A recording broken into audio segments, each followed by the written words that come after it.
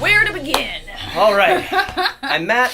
Amy. And we are going to talk about Japanese splatter horror today, which is a pretty cool thing that I honestly didn't know much about before Amy said, hey, Fantasia Fest has some really crazy, awesome movies. Let's take a look at some of these. And when we watched the trailer for... Oh my god. This is now Meatball Machine was a movie that came out in 2005 and this is was it sequel. 2005 or 2015? 2005. Oh, I thought it was 2015. Yeah, oh, it's okay. been Wow, it's been a 12 while. years. So he's been obsessed with this movie ever since. Since the first one came out. Okay. And it was a pretty wild trailer. Now we've posted that on the Your Geek News Facebook page. So if you want to take a look, it will not disappoint. It is insane. The degree of violence is comical, and it's purposefully designed to be something that's not just it's not a frightening kind of horror. Not at all. It's a gross out. Yeah, it's a gross out. It's this is sometimes it's a thing a lot that's popular with a lot of Japanese horror, sort of gore horror, splatter horror is which is one of the things about this movie that we will talk about that I sort of have an issue with at times. Okay. Which is where it's just like, let's see who can outgross the next one. Let's see who can use their hentai bar to out hentai the next fucking person or something. And sometimes for me that gets a bit tired because it just seems, more like a dick swinging contest. Now, than do you anything. mean within one film it just keeps ramping up, or do you mean from film to film? From film to film, as far as the genre. So, like, this director does this. Right. Tokyo Gore Police did this. Right. And then, Kodoku Meatball Machine has to go, take that hentai level a bit too high. Well, and I think in the case of having the same director, yes. I can see why that, man or woman is going to try to outdo themselves. Because, you see it in giant Hollywood blockbusters where Michael Bay just tries to blow up something even bigger in Transformers 9 than he did in Transformers 8. For sure. And it's like, oh, okay, gotcha, you're doing that thing again. It can work, though. I mean, look at, we talked about this before, but Fast and Furious. Yeah, they just get faster and furiouser. More furiouser. Yeah. And but sometimes with the Japanese, it's almost like how much more nonsensical, how much more crazy, and I'm not against nonsensical crazy, and I'm certainly the last person that is against violence or shit blowing up. But every so often, there is a part of me that would like a little bit of rhyme and reason. I'd say in a film like this, if we want to get into the guts of it, let's talk about the pacing of this film, because this is what, like a 100-minute film? Is it? Or is it like 120? I remember. I think it was close to 120. Okay. So the funny thing about that is it spent the first 25% of its running time, the first 30 minutes, in essentially a cold open. It was like a hook. It was all leading up to the name of the movie. Normally that's like a 7-minute thing tops. Okay. It could be like a 30-second thing on some movies, but this was a half hour. This was actually 32 minutes because I stopped it and went, "Are you fucking kidding me?" Let's take a look at your notes on this one. Okay, so we know that my memory is horrible. It has probably something to do with the meatballs and tequila. But 32 minutes in, we get the title, Kodoku Meatball Machine. I was like, "Are you fucking kidding me?" So, I like to tell you guys a little bit about my notes, but this, for me, will sum it up a bit for you. So, this movie needs Adderall. This movie needs Jesus. This movie needs a nap. Yeah, those things are true. I gotta say, in a film where the beginning 30 minutes is like I would say melodrama. Really. It was. We saw Japanese Michael Keaton. Yes. It basically felt like a Japanese Michael Keaton. And he was, I gotta say, he was doing a great job of holding down that film. I was actually really thought he was, too. I was interested in where he was going. I was interested in all these characters he was meeting. And as it turns out, every single one of these characters is super important. Yeah, and horrible. They're all awful. They're all awful, and they all are very, so he, to me, had a bit of a, Glengarry Glen Ross, sort of that meek kind of character that everyone kind of just treads upon. Much also like Michael Douglas in Falling Down until he just fucking loses his shit. And that's basically what happens to our character. And it's interesting because he loses his shit twice. Because he loses it in like a sensible way where you're like, okay, he's just finally had enough. The first time it was sort of sensible and you're like, okay, cool. Like he's himself, but he's just like got some sort of gumption. He's not letting people walk all over him, and he will speak up. He has like an existential crisis. Yeah. He gets some bad medical news and thinks, okay, you know what? I'm a changed man. I'm going to do things differently. Yeah. So you get to see a day in the life repeated, and you really get to see him like going after things. Yeah, and correcting the wrongs or the ways he felt wronged before, which is again sort of where I got that falling down thing. But all through this 30 minutes, there's this weird like water cooler floating in space. Yeah, the fucking flying space thing. Yeah, and if you watch the trailer, you'll see it happens a few times in the trailer, and it makes even less sense during the running time of the film until the meatball machine begins. Exactly. And really, it's this crazy, violent, ridiculous moment that I think calls for some meatballs cheering. Okay, so we gotta let's just sort of clarify why our meatballs look a little different. So first of all, I'm vegetarian, so I'm not eating actual meatballs. This is from my butcher down the street. They've been braising for 4 hours, and they are my favorite meatballs in the world. And these ones are these ones are gourmet Krispy Kreme pieces of a donut from the gourmet Krispy Kreme. And why did you choose meatballs not made of meat? Because I am not eating meat at the moment in that form. Hi-yo, up top. Oh, yeah. Oh. Well, cheers. On that note, cheers. All right, so we're just going to... meat eating. Okay. I know. Oh, man. Those are good meatballs, I gotta say. This is the fucking stupidest thing. What are we doing? You're eating a glass of meatballs. A glass of meatballs. Hey, man. I need to pair my... Nothing goes better with meatballs than tequila. I just like my meatballs straight up, so... Wow, this is stupid. Okay, so, let's continue. So the meatball machine begins, and this is when the one curiosity in the first 30 minutes finally pays off. There's this woman walking around. Oh my god. In the best wardrobe, the best costume choice. The best. So cool. Where do we start? And you bump into her a couple of times, and then finally you realize, oh, shit. She isn't one she. There's more than one of them. And then she peels off her face? I want to say peels off her face. Yeah, well, first of all, she is kind of like a sort of puppet master in a way. She is very hypnotizing. She walks around, and what I can gather from this thing, she's drawing that sort of chalk line around like in a road or whatever. At first it feels like she's just painting lines in the road. Painting lines in the road. And in fact, her costume even indicates that's true. her job. Yeah, it's a very 1960s sort of looking, so but with mod and cool. Very mod, but almost latex, but with the tallest, 10-gallon hat, but like 42-gallon hat with this great long white hair, and she sings this really creepy little tune that I've been singing all day. That really struck me as like a creepy Danny Elfman Christmas song, and it's in the trailer as well, so you'll get to hear that. Yeah. It gets in your head, man. It does, man. I've been singing it all day to the demise of basically anyone that's been around me, but she is super cool. She looks amazing, and then. She peels off her face. She peels off her face to what we were sort of talking about. It was sort of like in BoJack Horseman with those kids. It's like 3 kids in a trench coat. Because she's also wearing a trench coat, and she opens it up, and you realize she's not like a robot necessarily. No. At first you're like, oh, she's a robot. But then she opens up her trench coat, and she's lots of little robots all the way down. The way I wrote it down was I believe I explained it as it was like when a piece of gum rolls under the fridge and it's covered in like dust, and you put that under a microscope. Yeah, it looked That's what it looked like. It looked pretty gungy at first. Yeah. I think we're going to get into some, like, decent spoilers now for anyone who hasn't seen the first Meatball Machine. Well, and certainly I anyone seen who the hasn't first seen... Meatball Machine. No? Neither have I, but now I'm really curious. It's a different director, but the director of the first Meatball Machine hired this legendary visual effects guy, and he is the director of this second Meatball Machine. Yes, she is. And he kept that Meatball Machine rolling. My God, it is a big meat machine, I gotta say.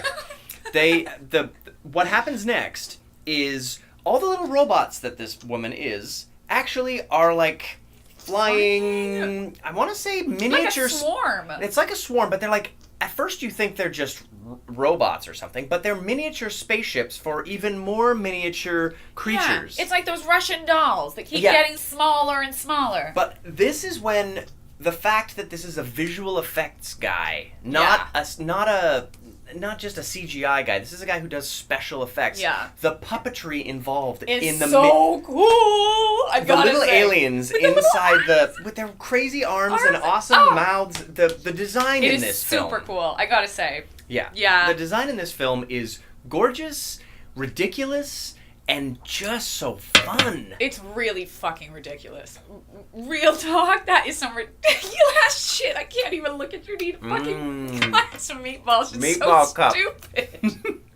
So, oh man. What essentially turns into the Meatball Machine is humans who, I suppose, have not been able to get along with the diversity, is the idea. Even though everyone in this film seemed pretty Japanese to me.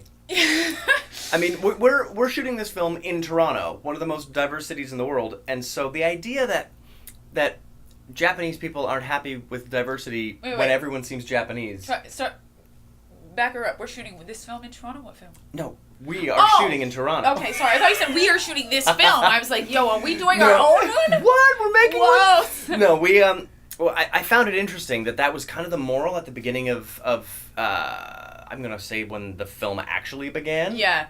And essentially these robot things that are spaceships for little monsters land on people's heads and start to transform their bodies into something I've learned is called a necroborg. Wait, where did you learn this? I was looking it up. You fucking nerd. I love it. I was like, what's going on with this? So a necroborg is what they, like, the Meatball Machine-iverse invented when the first film came out, and it's the idea that your body sort of dies, but also gets, like, turned into some kind of mechanical machine, bio-machine thing. Okay, so that's where the little guys can control it. Because now you're just a puppet. Yeah. Okay. So these little things that go on your head have a creature with 2 joysticks. Yeah. And the 2 joysticks give this creature the ability to completely use your body like a marionette. Yes. And your body isn't what it used to be. God, no. You look like you're in war. Yeah. It's pretty hilarious, brutal, and it has a certain, I'm going to say, Videodrome, I was going to say early Cronenberg body horror thing going on. Super big body horror. A lot of body horror, Cronenberg influence in this. The other thing that is kind of interesting about it is that whatever the characters, and you learn these things about them but in that first 32 minutes wherein Michael Keaton is, whatever, doing his shit. But everybody sort of has their own little tick, their own little kind of obsession. So whatever that is, when they are... Necroborg? Necroborg? Yeah. Anyway, when that fucking shit happens to them, that becomes sort of their weapon. So there is Yuji's boss. Yuji is a debt collector. He is the worst debt collector because he's meek as fuck. And he fails to collect debt at all. Not only does he fail to collect debt, but he actually tacks on more debt by attempting to collect debt. He sucks. He's terrible. But his boss is like this sort of, Yakuza kind of style guy. And he's kind of obsessed with wacky punches. Yeah, very so weird. That's his thing. So his killer thing, his obsession is to punch and stuff like that. And there was the guy with the seaweed. Yeah, and there's a worker with a jackhammer. Yeah. There's a woman who's obsessed with cutting her split ends. And so when each of these people gets turned into a necroborg, their weapon, their crazy arm, turns into giant paper mache scissors or crazy paper mache jackhammer. So watching the way these characters anthropomorphized some sort of part of their lives was very neat. And for a while, Yuji has no crazy arm. No. Because he manages to overcome his parasitic monster thing because of the bad health news he got earlier. The medical, yes. And so he the things that are supposed to bore out his eyes turn into horns. Yes. And he turns into basically Blade. If you've seen Blade, there's he's the daywalker. He's the guy who has all the powers of these monsters, but still has his own mind and his own control. Is Blade a superhero? Yeah. See, I had a feeling that's what's going to happen here. It's also I had a feeling it's also a vampire story. So if you watch Blade, you probably get a kick out of the horror elements. Well, I do love Wesley Snipes. He's pretty great. I do love Snipes. He can drink. I love him. He's a good dude. He's a good dude. So the thing about this necroborg that Yuji represents is that the obsession he had in life really was his, I want to say, librarian friend? She was like she helped him at a bookstore. She was terrible at this, though, because she tried to lift up 5 magazines once, and it was she just almost overwhelming. died. Her name was Kaoru. Kaoru? Something like that. Kaoru. Yeah. I don't know, man. I found the first 30 minutes of the film did not even a little bit prepare you for what was coming your way. Oh, absolutely not. He, in the first part, like, visits something kind of like a cabaret and a brothel, and he racks up some debt there. He does. He does a bunch of weird shit. He eats spaghetti. You kind of expect in that moment, if there's going to be nudity in this film, it would probably happen then, and you'd learn. No, man. No. The nudity, the crazy sex, the like random toplessness of women. Yeah. There's a certain amount of like Japanese misogyny that is just like rammed right up in this movie. But I feel like Japanese splatter horror is not really interested in the American feminist politic of now. Japanese splatter horror is not really interested in anything but what it fucking feels like being interested in at that exact moment. So that's the thing, and this is what I will say, is that if you're looking for like a super cohesive story, like if you're looking to explain to somebody in like a quick, synopsis what this film is about, you're not going to do it. You're not going to do it. Basically just say it's super fucked and it's like really bloody. It sounds cool. This movie makes Kill Bill look like The Young and the Restless. Absolutely. It's just once the blood starts flowing, I feel like there is never a time when it stops. Everyone is covered in blood there was constantly. A part of the time that it got to a point where I almost became like, it started to, in a sense, become boring for me because, first of all, I couldn't tell who was who anymore because everybody was the exact same bloody color and they're everybody all was shaped drenched. the same with weird necrowork exactly, because stuff. they all have the same parasite, but I couldn't tell who was who, and they are all kind of fighting each other. There was no other color I saw but red.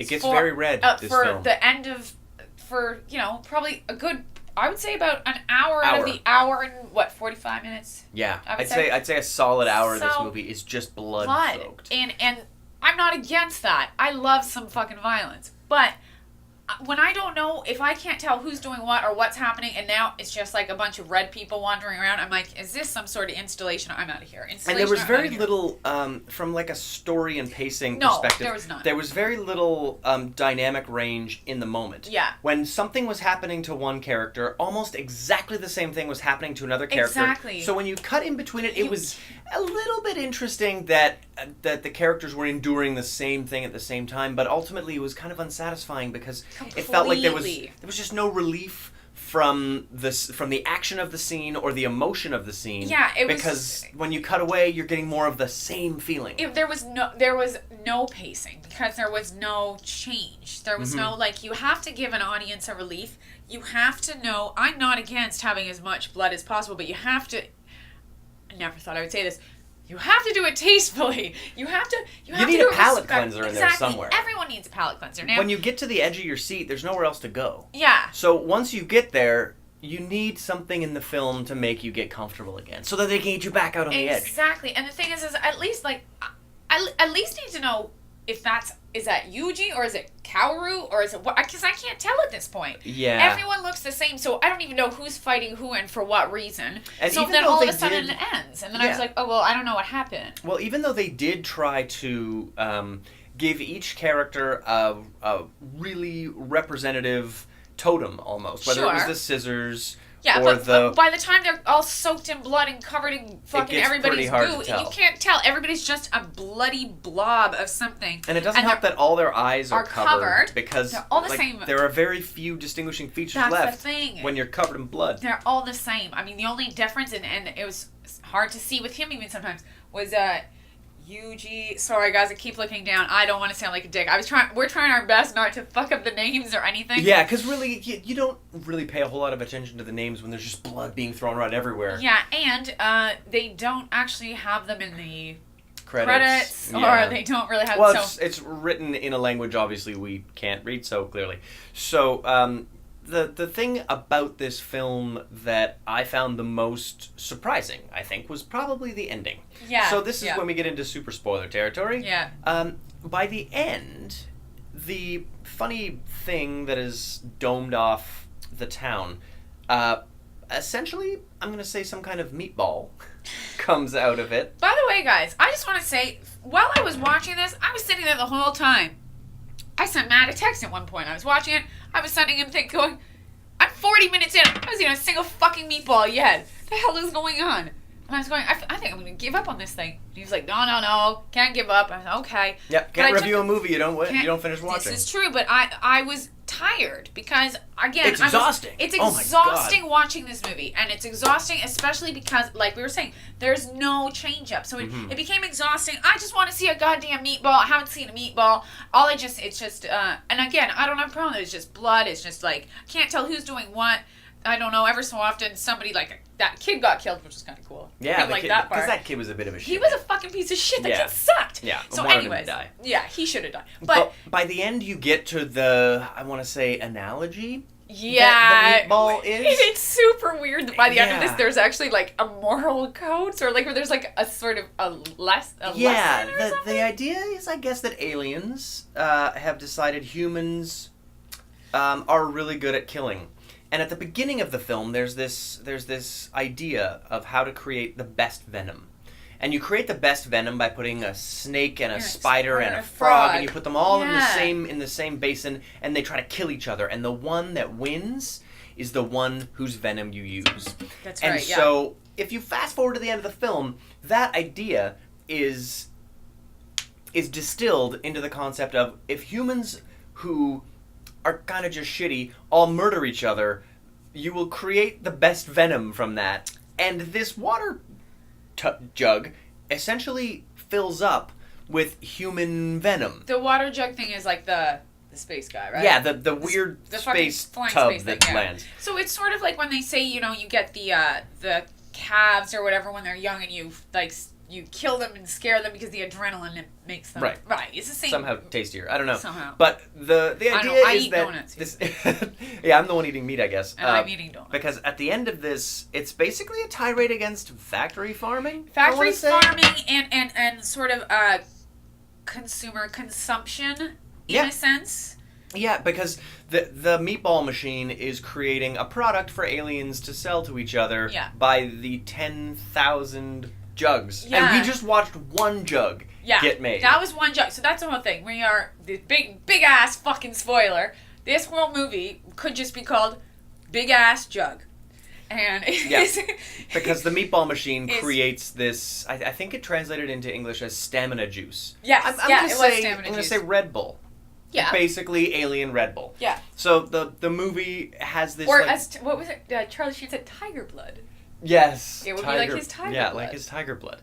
And, I must say, by the end, I did not see the alien spacecraft coming. No, I also did not see the social commentary with the stock footage of, like, meat factories and shit like that coming literally the last 30 seconds out of nowhere.